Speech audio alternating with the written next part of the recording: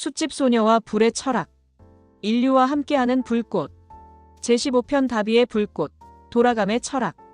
11월 중순의 어느 월요일 오후, 명화는 산성시장 숲가게에서 마음의 불에 대한 블로그 댓글들을 읽고 있었다.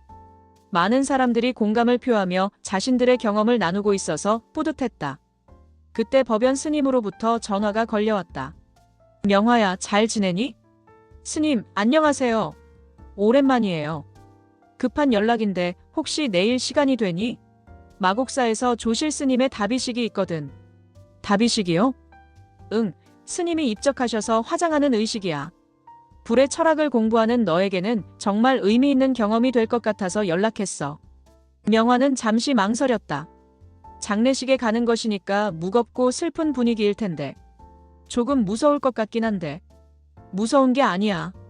오히려 삶과 죽음, 그리고 불의 진정한 의미를 깨달을 수 있는 소중한 기회야. 어떻게 할래? 명화는 용기를 내어 대답했다. 네, 가보고 싶어요. 다음 날 새벽 5시, 명화는 법연 스님과 함께 마곡사로 향했다. 공주에서 차로 1시간 거리에 있는 마곡사는 태화산 자락에 자리한 고즈넉한 절이었다. 절에 도착하니 이미 많은 스님들과 신도들이 모여 있었다. 모두들 조용하고 엄숙한 분위기였지만 슬픔보다는 경건함이 느껴졌다. 조실 스님은 90세의 고령으로 입적하셨어. 평생을 수행으로 일관하신 분이지. 법연 스님이 명화에게 작은 소리로 설명해 주었다. 입적이요? 돌아가신다는 뜻이야. 불교에서는 죽음을 돌아간다고 표현해. 원래 있던 곳으로 돌아가는 거라고 보거든. 오전 10시 다비식이 시작되었다. 스님들이 독경을 하는 가운데 조실 스님의 육신이 흰 천에 쌓여 다비장으로 옮겨졌다. 다비장에는 참나무 장작들이 차곡차곡 쌓여 있었다.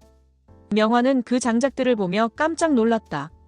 자신의 아버지가 만든 수치 원료와 같은 참나무였다. 생과 죽음의 경계에서도 나무는 중요한 역할을 하고 있었다. 저 장작들. 참나무야. 다비에는 좋은 나무를 써야 해. 깨끗하게 태워드리기 위해서지. 조실 스님의 유해가 장작 위에 놓이자 큰 스님이 직접 불을 붙였다.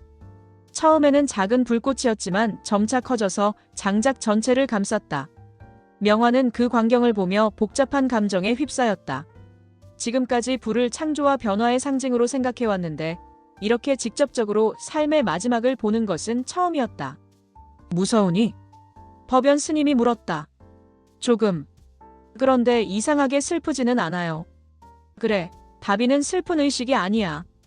오히려 해탈과 자유를 축복하는 의식이지. 불길이 점점 커지면서 연기가 하늘로 올라갔다. 스님들의 독경 소리가 그 연기와 함께 어우러지며 신성한 분위기를 만들어냈다. 스님, 불교에서는 왜 화장을 하나요? 부처님께서도 다비로 돌아가셨거든. 불은 모든 것을 정화시키고 본질로 돌려보내는 힘이 있어. 그래서 육신도 불로 정화시켜서 영혼이 자유롭게 떠날 수 있도록 하는 거야. 명화는 그제서야 이해했다. 이것은 파괴가 아니라 해방이었다. 육신이라는 무거운 짐을 벗고 진정한 자유를 얻는 과정이었다. 하루 종일 불은 계속 타올랐다. 중간중간 스님들이 불이 꺼지지 않도록 돌봤다. 명화는 그 모습을 보며 자신의 아버지가 숲가마를 돌보는 모습과 비슷하다는 생각이 들었다. 저녁 무렵 법연 스님이 명화에게 말했다. 오늘 밤 여기서 지낼 건데 함께 할래? 밤새도록요? 응, 다비는 보통 하룻밤이 꼬박 걸려. 마지막까지 지켜보는 것도 의미가 있어. 명화는 고개를 끄덕였다. 이렇게 시작한 일이니 끝까지 봐야겠다는 생각이 들었다. 밤이 깊어가면서 절은 더욱 고요해졌다. 다비장의 불꽃만이 어둠 속에서 홀로 타오르고 있었다. 명화는 그 불꽃을 바라보며 깊은 사색에 잠겼다. 지금까지 불을 생성과 변화의 상징으로만 생각했는데 돌아감의 상징이기도 하구나.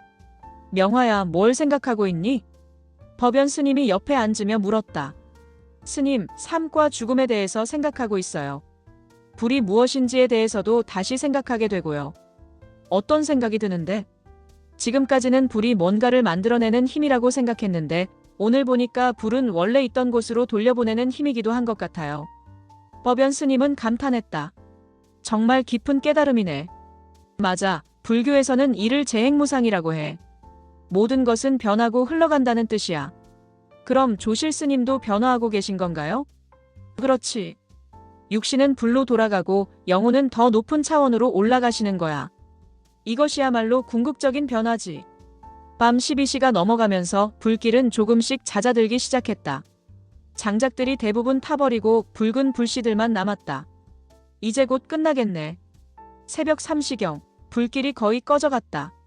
명화는 한밤을 꼬박 새우며 불의 전 과정을 지켜봤다. 거대한 불꽃에서 시작해서 작은 불씨로 그리고 마침내 재로 변해가는 과정을. 새벽 5시 완전히 식은 다비장에서 스님들이 유골을 수습하기 시작했다. 명화는 그 과정도 지켜봤다. 어제까지 육신이었던 것이 이제는 한 줌의 하얀 재와 몇 개의 사리가 되어 있었다. 저게 다예요? 응, 우리 몸은 결국 이런 거야. 흙에서 나와서 흙으로 돌아가는 거지. 명화는 묘한 감동을 받았다. 슬프거나 무섭기보다는 오히려 평화로운 느낌이었다. 90년의 긴 삶이 이렇게 고요하고 평온하게 마무리되는 것이 아름답게 느껴졌다. 스님, 저도 언젠가는 저렇게 될 거죠? 모든 사람이 그래. 하지만 두려워할 일이 아니야. 오히려 준비할 일이지. 어떻게 준비해야 하나요? 매 순간을 소중히 살고 좋은 일을 많이 하고 마음을 맑게 유지하는 거야. 그러면 마지막에 후회 없이 떠날 수 있어. 집으로 돌아가는 길에 명화는 계속 생각했다. 조실 스님의 다비를 보면서 죽음이 끝이 아니라 변화라는 것을 깨달았다. 그리고 불이 단순히 태우는 것이 아니라 본질로 돌려보내는 것임도 알았다.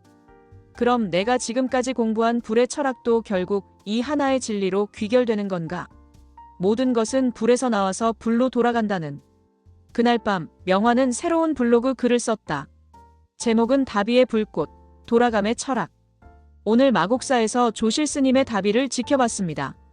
처음에는 무섭고 슬플 줄 알았는데 오히려 평화롭고 아름다웠습니다. 90년의 삶이 한 줌의 재로 돌아가는 것을 보면서 불의 진정한 의미를 깨달았습니다. 글을 쓰면서 명화는 자신의 삶도 다시 생각해봤다. 언젠가는 자신도 그렇게 불로 돌아갈 텐데 그때까지 어떻게 살아야 할까? 매 순간을 소중히 하고 다른 사람들에게 도움이 되는 일을 하자. 그리고 마음의 불을 항상 밝게 유지하자. 그날 밤 꿈에서 명화는 광활한 우주를 보았다. 수많은 별들이 태어나고 죽어가면서 우주 전체가 하나의 거대한 다비장처럼 느껴졌다. 그리고 그 모든 변화의 중심에는 영원한 불꽃이 타오르고 있었다. 꿈에서 깨어난 명화는 알았다. 자신이 찾고 있던 불의 철학의 궁극적 답이 바로 이것이라는 것을. 생성과 소멸, 탄생과 죽음, 시작과 끝이 모두 하나의 큰 순환 속에서 이루어지며 그 순환의 힘이 바로 불이라는 것을.